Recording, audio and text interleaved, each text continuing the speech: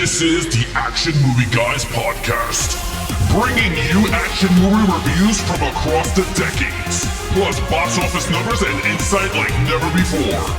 And now, your hosts of the Action Movie Guys podcast, Alex and Nate. Welcome, everyone, to a brand new episode of the Action Movie Guys podcast, episode 237, Deadpool 2 from 2018. I'm your host, Alex Figueroa. My co-host is Nate from Nate Flicks Reviews. All right, Nate, how long has it been since you've seen Deadpool 2? It's been since 2000. When did it come out? 2018? Yes. That's what I saw only in the theater. I bought it. I bought that cool steelbook with all like 4 discs in it, but I never rewatched it. So for this one, I think, did you too? I watched the super duper cut or whatever. Yeah. So this was my first time watching that version and my first time watching it at home. Well, I'm going to say this is a brand new version for me because honestly, I seen it once and I didn't see this in the theater. I just saw this on digital, like on one of those streaming services. Other than that, I never owned it, but I did buy it like on Amazon for like $26 for both movies. Mm-hmm. So it was like kind of a cool deal for us doing the review. So I brought both. But other than that, that's pretty much it from what I remember. But let's get right into it. What did the audience and the critics have to say about Deadpool 2? I mean, this does not take a big dip from the first movie. I mean, the first movie had very high scores. This one does too. This has an 84% critic score and an 85% audience. So they were pretty much, we're just going to say, exactly the same. 1% difference means exactly the same. So yeah, I mean, very well reviewed and received from both critics and regular Joes like us. Yeah, pretty high. Yeah, and it's kind of funny because like it's kind of almost the same movie. So I couldn't see. And I'm not talking about like the same movie. I'm just meaning like there's nothing newer in that whole Deadpool thing. That's what I'm trying to say. So like for me, the critics dipping couldn't see the dip on that dip. You know what I mean? But it's actually interesting. But we got to get into it because honestly, I want to talk about this one. Very different because you said about the director. So it's a very different feel and look to the movie than the other one. So with that said, let's get right into the lead character, Ryan Reynolds, back as Deadpool. Okay, and once again, I think he nails it. Obviously, I think he nails the part. I gave him a 5 in the first movie, and you know what? I'm going to give him a 5 again. For me, character works. Still the same, but they did add. I like when a sequel does add something, right? So him losing Vanessa adds a layer to him. You know what I mean? So I like that. I liked him in this one more so having to be like a good guy. You know what I mean? Even though he can't help himself and still is like, a douchebag most of the time and is always cracking jokes and just, he's still Deadpool. But at the end of the day, he's trying to do something right. And he has the motivation of, so if you haven't, well, you've probably seen this, but he is trying to kill himself the whole entire movie because after she dies at the very beginning, he's like, I don't want to live without her, so I'm going to kill myself. But he has healing factor. So it's like he can't just kill himself. So he kind of finds a way to do it. In the whole movie, he's trying to be a hero and also kill himself. Pretty much. I like that element. I like that added layer. It added a little bit more flavor to the character while still maintaining the jokey side. If he didn't work for you in the first movie, he's not going to work for you this time because in that regard, I agree with you. It's the same. But if you did like him now, at least they added a little something where he's not like 100% the same, just like 90% the same. So I dug him again. I gave him a 5 again. It's pretty interesting because I gave him a 4 on the last movie. This one, I empty. I gave him a 5. I liked him. I think this one did not have the so much fourth wall breaking. It didn't. And I liked that. And that's the thing I was telling everyone. I was like, this is the reason I like this one a lot more than the first. Because he was not talking to the camera as much. He was being comedic and I was laughing. I was like, okay, cool. But he didn't rely on the camera. And I was like, thank God. And it was pretty cool. Still the same jokes and everything. So I was just like, oh man. But I liked him more in this one. This one I felt like, okay, he is Deadpool in this one. And I liked the chemistry between him and everybody. Everyone had great chemistry with each other in this movie. Even Josh Brolin. Now, my problem with Cable, which I'm going to add him in the hero because he is a hero in the X-Men universe. It was played by Josh Brolin. And that was my problem. My problem is that he's Thanos. Everyone knows he's Thanos. And for them to cast him again as another hero, maybe for the audience would be kind of like, why are you hiring 2 actors that played, one the villain and now the hero? Because if you do another movie and Thanos is in it, that means Josh Brolin has to play both parts. He has to be in a green screen version, and then you got to bring him as a Cable. I didn't have too much problems, but I think they could have casted somebody else. I think he was a great Cable.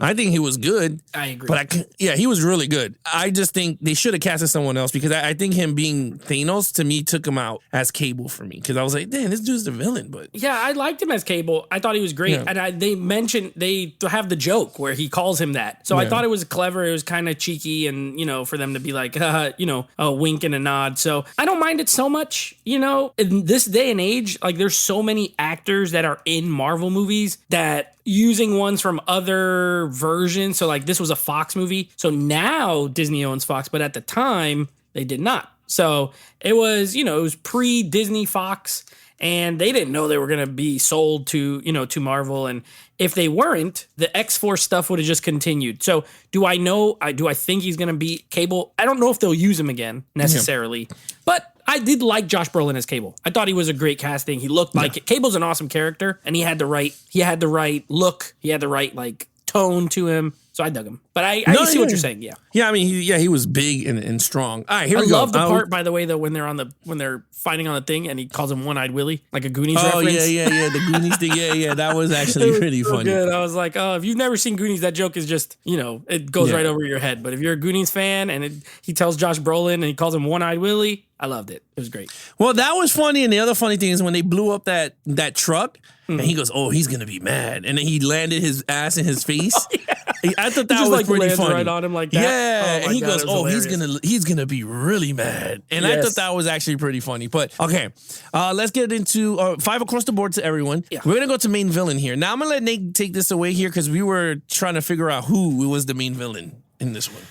I don't know. This is a problem that I have with. I hate when movies do this. To be honest with you. Now, there's, first of all, throughout the movie, there's like at all different points, there's like different villains. Now, if we're going to say ultimately there are 2 villains that are never good or redeemed, and that would be that guy who runs that school where he's like trying to turn the kids from mutants to regular humans, and then there's Juggernaut. They are bad and they're always bad, right? Are they the main villains? Not really, because most of the movie, Cable's trying to kill the kid and Deadpool's trying to stop Cable. So if you're looking at it from that perspective, he's the antagonist for most of the movie until he's not, until they team up. And then he's a good guy. Cable's not a bad guy ever. In this story, he has a great storyline in this, by the way. The kid, when he grows up, is going to kill his family. So he travels back in time to kill him before he kills his family. I love it. It's great. It's very Terminator, but I'm cool with it. So Deadpool's trying to save the kid. So he's kind of a bad guy, but I wouldn't say a bad guy. You know what I mean? Like, is he bad? Yes, kind of. He's bad. He's trying to kill a kid. But anyway, he turns good. So it can't be him. So I don't know who the main villain is. This movie doesn't have one to me, ultimately. That guy gets away at the end. Like, they don't even, right? They don't even show what happens to him. He gets hit with a car. Oh, that's right. He gets hit with, Dopinder kills him. That's right. Yeah. And he goes, that felt so good. Yeah. Dopinder kills him. He runs him over with the car, with the taxi. But even that, it's like, that's not that rewarding. And he's not in it that much to say he's the main villain. So I gave the villain a 3 again. At least the first movie has like a target villain. Ajax, he's not amazing, but at least like I know this is the main bad guy. Who does Deadpool fight at the very end? Nobody. He just stops. He fights Juggernaut and then he stops Cable from shooting the kid. That's pretty much, So I think the kid is kind of a little jerk too, but he has his reasons. I didn't love him the first time I saw this movie, and to be honest with you, I didn't love him that much this time either. I do like that part where he has the rope and he's like going off the screen and he's like, that's not a real rope, and he's doing that thing. Like that part made me laugh. But I gave it a 3. I think for me, it's a weak point, but in the sense of the story, everything they do works. I know it sounds confusing, but there's just no main villain for me to target and be like, that's a great villain. I do whatever you just said, because it sounded like a college professor right now talking about this. There's my thesis. That's your thesis for today. The villain of Deadpool 2 from 2018. I agree with you. I didn't know where to go, so I just threw it down the middle and gave it a good. Because honestly, you're absolutely right. Cable is good and bad. Then at the end, he becomes good. Then Juggernaut looked great. I don't know why they did not use this design in the other X-Men movies. Yeah. I didn't know why they used him in 3. They didn't do this. They had with Vinnie him. Jones, who's nowhere near as big. So bad from what I remember. So I was like, okay. But yeah, the Doctor was a douche, but they never used him as much throughout the whole movie. So yeah, you're you're right. I mean, but I liked it though. I mean, everyone had their own ingredient to the film, and it worked very well. Juggernaut was awesome. That fight with Juggernaut, I thought that was so good. And Colossus was back, so they had a cool fight. Yeah. And it was kind of funny because he said cue to the CGI fight, and I thought that was funny. So I thought that was all cute and everything. So I was like, wow, that's actually pretty fun. Now that kid was a douche. But I kind of understand why he's angry at everybody. Yeah. Because Deadpool did say he's not his friend. So I was like, dang. I was like, that's kind of a really dick move. Like, Ice cold. And he kept grabbing his pen out his ass, which I thought was mad funny. Yeah, it was kind of funny. It was funny when he's like, "Don't put it near me." When he's like at the end, when he's gonna take off the necklace. Yeah, I thought that was fun because remember when he was putting the plan together? Yeah, he was like, "You gotta be." He's very stealthy with the pen, so you gotta be careful with the pen. And I thought that was pretty funny when he's breaking it down. Yeah, you're right. There's no memorable moments with the villains. That I will say. There's not one scene that you go, oh my God, there's some cool set pieces when we talk about the next category. But in terms of villain, I couldn't say something that was like, oh, this is it. Like, this is the big shining moment for a villain. There was none in this film. So with that said, 3 across the board, action scene. By the way, Juggernaut voiced by Ryan Reynolds. He did the voice for Juggernaut. Yeah, he did the voice. He did the voice for Juggernaut. So it's just a CGI guy, and Ryan Reynolds did the voice. That's why he doesn't talk a lot. And when he does, you can't tell because they pitched it, but it's Ryan Reynolds. So that was pretty. That's a funny. Pretty neat little Easter egg. Oh, action. Okay, so the action in the first movie is good. I think I gave it a 4 because there's not a lot. You did. This one has more, but this one has some awesome set pieces. The opening, I love the opening when he's fighting the dudes in the bathhouse and the camera's just spinning and it's one long take, like it never cuts, and they got the swords and like it's a good mix of comedy action, but also real bloody, brutal. You know, he stabs the guy in the butt cheeks. He cuts the other guy's arms off, and then he laughs at him, and then he kicks him, and he cuts the dude's head off. Like, love it. I love the first one when he jumps through the window, and they shoot him up, and then he kills all those guys. Great. When he's in the factory, like, I love the opening montage of death is what I call it. It's fun. But the bathhouse scene, incredible. But the scene with I'll talk about more in storyline. The scene where Domino's driving the truck and the guy, Juggernaut and the kid are in there and Cable's trying to get in there and Deadpool's following on the great set piece. Great set piece.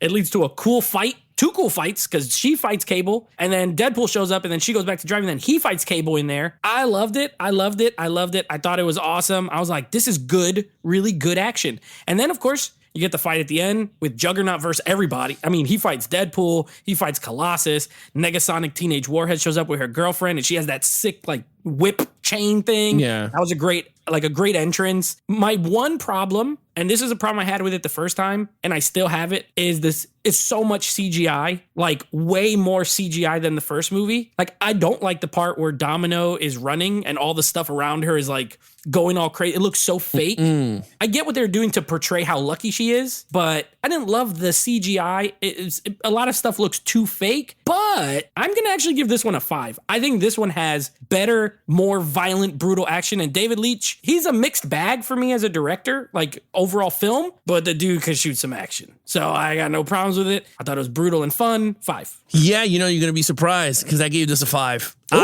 I was into the action in Deadpool. I was like, okay, this is actually really good. And you're right. We're not big fans of David Leitch. I mean, we are fans, but we're not too crazy. He doesn't make like amazing movies. No, he's not Chad Karinsky. And Chad Karinsky, I like it because he stays his lane. He's like, I'm not leaving John Wick until this franchise is done. Yep. And then David Leitch just went off and tried to do his own stuff. But I think he's coming around with his own style and kind of starting to notice it, but I'm not liking it though. There's just something about it. But this movie, we can talk about that another time. But this movie, I liked it. I thought it was a very great mixture of how he handled the action with this superhero.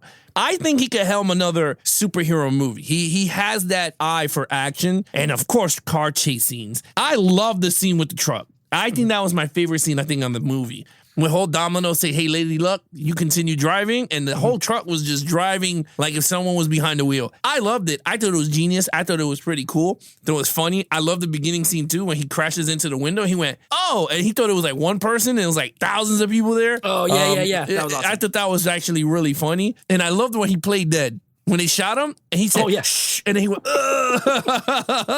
Yeah. I thought that was really funny. So yeah, the action scenes were very fun, very thought out, and it was actually made to the point for that type of character, and I thought they did a great job. I thought they did an excellent job on it. So I give kudos to David Leitch because Atomic Blonde, we reviewed it. The only problem with Atomic Blonde, it felt like John Wick as a female. Like, the action is awesome, but the story of that movie is so convoluted. Oh, yeah. And I think, and maybe you'll agree with this, David Leitch, great action director, but don't you get the vibes? I think you're right, first of all. He could do another superhero if he gets the right character, because to me, he makes cartoons. These movies are cartoons in the sense of they're super over the top. You could even call them wacky. You know what I mean? They're super unrealistic, but they're really well shot. So between Hobbs and Shaw, this and Bullet Train, I didn't dislike any of those movies, but to me, they're not pinnacle, like peak action films because they have a little bit more sense of humor. He's kind of more, wants to do jokey stuff. Would you agree? Because Stahelski is straight. I mean, he's only done John Wick, but they're serious. They're not. Yeah. I kind of agree with you. I think he's like the opposite of Zack Snyder, where Zack Snyder's very comic book graphic novel.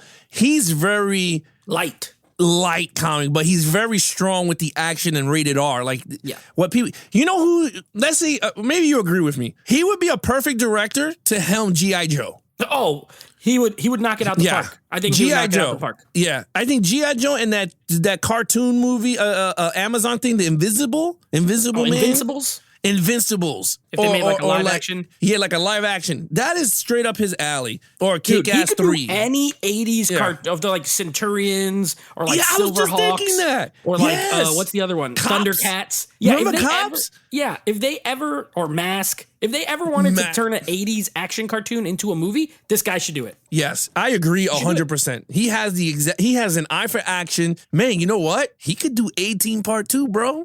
He could do it because it's 80s and it has the sense of humor that he likes. It seems, I don't know. And he could do the action straight up. Like, he could reboot G.I. Joe movie would be cool. I would actually like to see him do a G.I. Joe movie. I would. I mean, Shaw felt like a G.I. Joe movie, so I feel like he could do it. Yeah. I think so. I've always been rooting for a G.I. Joe, but like an authentic one with the lasers of blue and red shooting at each other. Why not? Remember in the beginning of Bumblebee when they're on Cybertron and they're shooting lasers? It's awesome. Yeah, I think it adds a different dynamic to bullets. Yeah. Like, it'll be so fun. Come on, Chad. David, give us some lasers. You know what? Star Wars shoots lasers, and it looks cool. So you know what? You can give me a G.I. Joe red and blue. That would be so awesome, dude. Ticket sold. I'm in. I'm gonna start writing on Twitter. Do a petition. David Leitch or Chad. Leitch, give us what we want. Thundercats and G.I. Joe. Thundercat. That's more Chad Karinsky though. He should do He-Man because I think He-Man could be a more serious tone. We're going way off track here with our fantasies. We are I'll cut it out. But no, leave it. He could do it. Yeah, he could do it. I think so. All right, look. With that said, that's our take on action movies. David Leitch, 5 out of 5. Yeah, I give it 5 out of 5. All right, let's go storyline. A 4, then not a 5 for storyline. I think it's good. I think it's good. This one, remember when we did the first one, it's told in a weird way. It's like the whole first half is like a flashback, and the whole second half is like, it's a flashback mixed with current time, and then the second half is just current time. This one is a way more straightforward narrative, like beginning, middle, end, 3 acts, very straightforward, very what you would expect. It goes a lot of places. I think it's a fun movie, like Deadpool goes through a lot here. He goes from girlfriend dying to him trying to kill himself, becoming an X-Men, trying to become an X-Men, which by the way, great cameo from all the X-Men in there, like McAvoy, Beast, Quicksilver, Nightcrawler, Cyclops. They're all in a Storm, and it's the ones from not First Class, the Days of Future Past. Days of Future Past, yeah. Yeah, so that was neat. I love that cameo. Or Apocalypse. Yeah, and they just like Beast close the door. Great cameos there. Great cameo from Brad Pitt as the invisible guy. That is hilarious. The Vanisher. Yeah, when he runs into the electrical pole, it's Brad Pitt. And but that's his only scene. It's just that. And also there was a little cameo from what everyone's saying was Omega Red in that jail scene. So that was neat if you're an X-Men fan. But anyway, Deadpool goes through a lot. He goes to jail, goes to X-Men, becomes free, loses his lower half. I didn't like that they repeated some of the jokes. Like the baby hand in the first movie was hilarious. The baby legs, it was like, okay, but we already saw this joke. So you mentioned earlier, it's a lot of the same humor and jokes. And it is, TJ Miller. I like TJ Miller, but he has that same, like, where he just says says a bunch of stuff in a row. He looks like this and this and this, and he looks like this and they're usually funny, but it's the same. It's kind of repetitive. So that, the script there is kind of like, oh, okay, they could have cut some of that out. Other than that, from what I remember of the original version and this version, I can't tell you what the differences are. I know one musical choice is different. In the original movie, when he blows up at the beginning, they play Aha, Take On Me, but like the MTV Unplugged version. And on this one, it was a different song. It was like a love song or something. So was that I'm all out of love? Yes, that's right. It was that song. So they changed the music, which was weird. I don't know why. Like I was expecting to hear that again, and then I didn't. But yeah, the story is good. It's a good, solid comic book movie, more straightforward. So I give it the same score, but it's different, but it's not worse. So 4. So I'm gonna stick with my guns here. I lowered it by 1 point. I gave it a 3. I thought it was good. I enjoyed it for what it was. I enjoyed both movies. I don't want people to be like, oh, you hate the character. I don't hate the character. I just like 2 more than 1, to be honest with you. But I thought the storyline in 2 was good. I was entertained. I thought it was funny at times, and I agree with you. It was pretty funny. I like when he was like bullshitting them, like he was being all nice, and he's trying to be like not evil Deadpool in the X-Men school, and she goes, I could see through that crap. He's like trying to be super nice around Colossus. Yeah. So I thought that was pretty funny. But like, yeah, you're right. The cameos were cool. They were funny. Him going through, I thought the post-credit scenes were really funny. Him going through time and he shot himself for Green Lantern. I thought that was pretty funny. Reynolds. He kills horrible silent Deadpool from Origins. Yeah, and he talks to Wolverine. Yeah, and Wolverine's like, that's editing because he didn't come back for the cameo. He looked exactly the same. So I wonder if it was just like they spliced other takes that someone was saying something and then they added in. That was pretty funny. Yeah, it looked like he answered them. So I thought that was actually pretty cool. Other than that, like, to be honest with you, it was a standard action superhero movie. Nothing crazy, but I thought it was better. To be honest with you, I thought it was a little bit better than the first. But yeah, other than that, 3 for me, 4 for you, overall. So my overall score is the same, actually, of the first movie. I think they're kind of equal. They're just different. I give it a 4. Now that I'm looking, my total points on this one is higher, but I don't think this is like a way better movie. To me, they're equal. The first one's a little tighter, shorter, tighter. This one, it's quite a bit longer. It's like this version, especially like 20 minutes longer. More action, though. Each has pros and cons. This one has that great James Bond opening, though, the opening credits. I love that. With the Celine Dion song. Amazing. Yeah. He got Celine Dion to come and sing this original song for the opening credits. I'm going to guess it's because they're both Canadian, and he called in a favor, and she came and sang it. Great opening credit. Like, the first one has really good opening credits, too, but this one is even better because it's, like, talking about why did they kill the girl? It's like, wait a second. Did she just die? Like, a film by, wait a minute, did they just kill her? And then the next one is like, but why would they do that? She's the favorite character. Like, all this stuff and all his poses while Celine Dion is going. Love the opening. We score James Bond openings when we do those movies. This would be a 5 as far as like opening credits. But a good, fun movie with better action than the first movie. I'd definitely give it that. So a 4. I give it a 3. Overall, I thought it was a good movie. Well, to me, this one was a little bit better than the first one. I enjoyed it. He was not breaking the fourth wall as much in this one than the first. Action is way better here than there was in the first movie. But again, both of them have their pros and cons, and I enjoyed the second one too. So it's a decent franchise, to be really honest with you. It's actually really decent franchise for those Deadpool fans out there that, love the character. So yeah, I give it a 3. What's your total point? My total points is a 21 out of a 25. So it scored 1 point higher, but that's just because of the action. I think other than that, they're pretty equal footing for me. The first one actually might have had a better villain scenario, but the same score because Ajax is just such a wet noodle. So 21 out of 25 for me.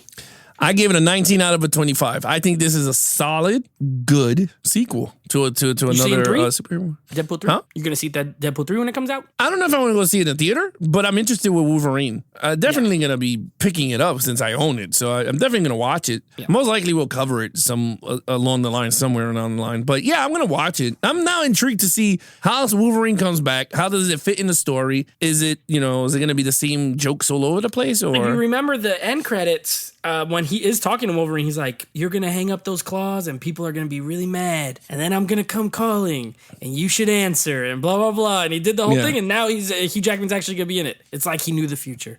Well, supposedly, I was reading an article. Hugh Jackman supposedly said that he's playing multiple Wolverines. So you might get some different... because with all the multiverse stuff that's now, and now that it's like technically Disney Marvel, I wouldn't be surprised if there's different versions. I mean, he played different versions in Logan, right? He was It'll X-24. be cool. We'll end it with this, though. It would be cool if he dons the brown and black suit and then he dons the yellow and blue X-Men cartoon colors. I need the Wolverine mask outfit. Yeah. I need it. Remember, did you see the deleted scenes on the Wolverine disc? When it was in the case? Yeah, when she gives it to him and he opens it and it looks so sick. Like, I want to see it on him on screen. Yeah, I want to see that suit, and then I want to see the cartoons from the 90s, yellow and blue. I need I want that suit in yellow and blue. I don't want the weird brown and yellow the brown one. caca colors. Yeah, I Not a fan. don't want that. But the black leather from the original movies, I would like to see it. No. No way. Yes. Oh. That's he might bring it back Wolverine. as a joke. As a joke, maybe they might bring it back as a joke. Give me the black leather. Oh, Jesus, that was so god awful. Anyway, with that said, Nate, what is coming up next on the podcast? Oh, baby. All right. Next episode, you guys are in for a treat because we are beginning our bad movie month. These are movies that have very low Rotten Tomato scores or were big flops or, they're not received well. Movies. And the first one up here is going to be a little movie called Dragon Ball Evolution. So we're going to be doing that. And Alex, I know we got to be excited for this next series. We're starting a new series. We're done with Deadpool 2. We're done with the X-Men spin-offs. We got X-Men coming up later in the year, the actual X-Men. But before that, we're going back in time to 1989 to a little movie called Batman. So we're going to be doing the original 4 Burton Schumacher movies. So Batman, Batman Returns, Batman Forever, Batman and Robin. We're going to be doing those 4. And then later at some other point, we'll doing like Christopher Nolan ones and stuff like that. But